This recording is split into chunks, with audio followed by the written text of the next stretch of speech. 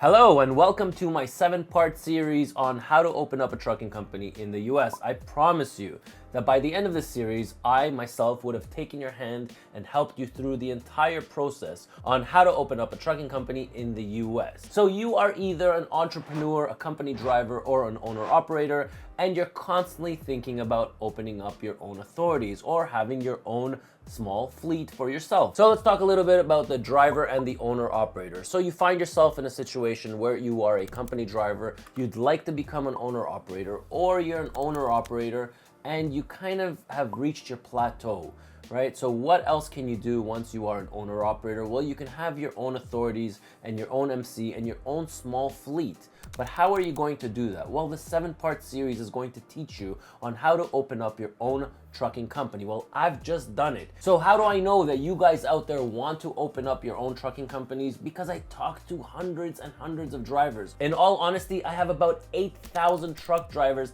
a part of my database. And the constant conversations we have is, Ronen, how do I open up my own trucking company? Ronen, how do I start my small fleet? Well, I did it, and guess what? I did not have my Class 1 license, and until today, I've been running ET Transport for about 17 years now, and I still don't have my Class 1 license. For you entrepreneurs out there, yes, it's possible. You just need to be guided in the right direction. But the company drivers and owner operators, yes, you have a competitive advantage because you are in it and you know what it's like to be a driver. I didn't have this. So let's get into a little bit about the series. So episode number 2 was about the scouting the location and realtor selection.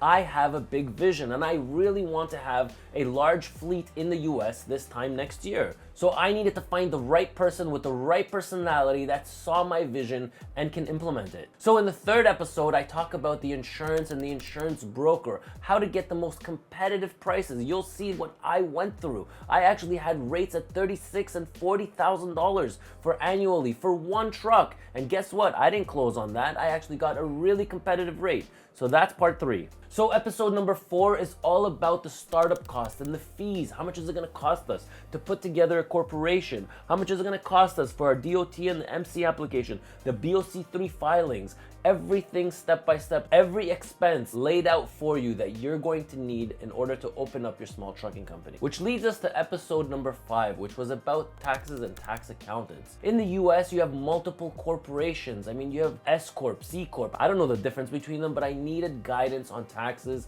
and tax accountants. So that episode number 5 is all about taxes and tax accountants and putting the corporation together and how to set up your company for success. Now, episode number 6 was a recap of my first 60 days, the struggles that I had, and I'm sure you're going to have the same struggles. So learn from my mistakes so you don't stumble upon the same things. And then the last video in this series was about the dispatching and factoring services, the role that they play. So I've literally laid out the entire series for you guys. In each one of these episodes, I actually talk about the people that I've used, not only the ones that I have used, but I also talk about the ones that I didn't use. I give you contact information for every single person that I've used, whether it's the tax accountants, whether it's the factoring companies, the dispatch services, the realtor, the insurance broker, and the insurance brokers that I didn't end up using. Yes, I give all that information in my series, so enjoy the series. So you guys probably already know that 1/3 of my day goes on consultations, and these consultations are about